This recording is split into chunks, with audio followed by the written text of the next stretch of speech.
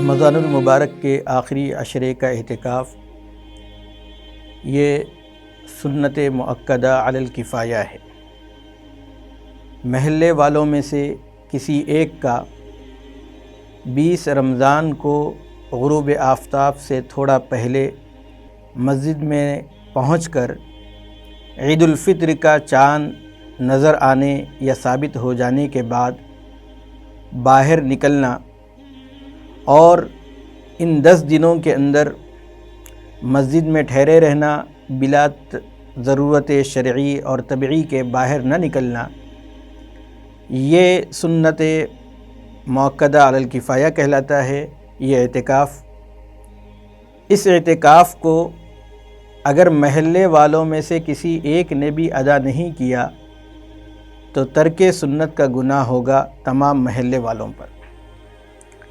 Lock down کی موجودہ صورتحال کے اندر بھی مرد حضرات میں سے کسی ایک کا مسجد ہی کے اندر اعتکاف کرنا ضروری ہے، اور جیسا کہ ہمارے مساجد میں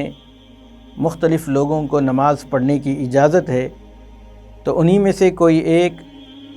اگر ہماری مسجد میں ٹھہرتے ہیں اعتکاف کی نیت سے، تب تو یہ اعتکاف سنت علی الکفایہ ہو جائے گا۔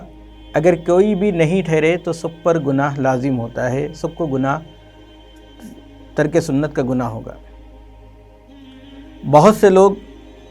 اس زمانے میں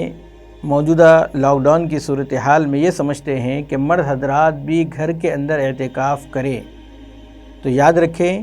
کہ مرد حضرات کا گھر میں اعتکاف کرنے سے یہ اعتکاف نہیں ہوگا، اس لیے کہ مرد حضرات کو اس سنت کی ادائیگی کے لیے، یعنی مسنون اعتکاف کی سنت کی ادائیگی کے لیے مسجد کا ہونا ضروری ہے۔ جہاں پر جن مسجدوں میں 5 وقتہ نماز ہوتی ہو، وہیں پر مسجد کے اندر اعتکاف کریں۔ یہ جو مسئلہ ہے